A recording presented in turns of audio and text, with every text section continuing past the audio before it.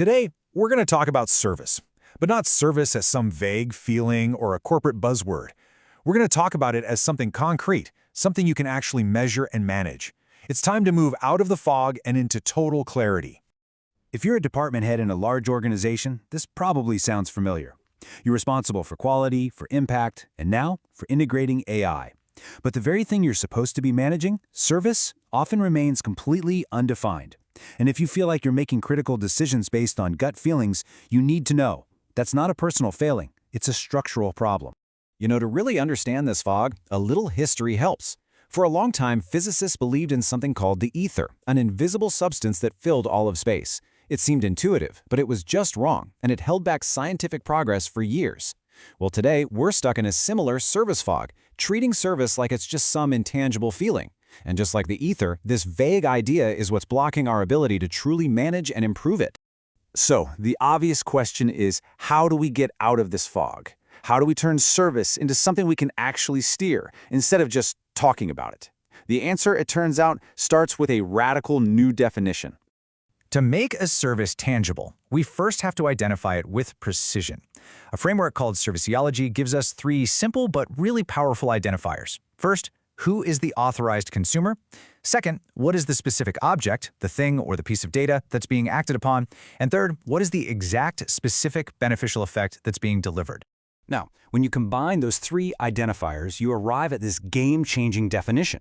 Service isn't a friendly interaction or a vague promise. It is, quite simply, a demonstrable beneficial effect delivered to a specific service object.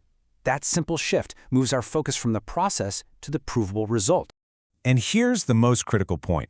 We have to move service out of the realm of subjective perception and into the world of objective proof.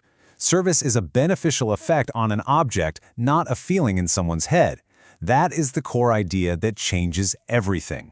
Think about it. This lack of clarity has direct, costly consequences in your daily work. Without a precise definition, quality is basically left to chance. Staffing capacity becomes guesswork, not calculation. Budgets turn into political battles instead of factual discussions about value. And any attempt to implement AI is going to struggle, because AI needs a clearly defined task to perform. This new clarity gives us a much more precise vocabulary. We can now make a clean distinction. Service is the what, the demonstrable beneficial effect, and servuction is the how, the deliberate, systematic process we design to produce that effect reliably every single time. Servuction is really the engineering of service delivery. It's the opposite of just hoping for a good outcome. It's the conscious design of a process that guarantees a specific result, and that's what transforms your department from one that just performs activities into one that engineers outcomes. This fundamental clarity, it has nothing to do with chasing the latest management trend. It's foundational. It is independent of hypes. And it's not about buying new software or implementing some complex framework. It's a shift in thinking. It is independent of tools. This clarity is the essential prerequisite for the future. It creates the solid foundation you absolutely need to build processes that are sustainable in AI-enabled service landscapes.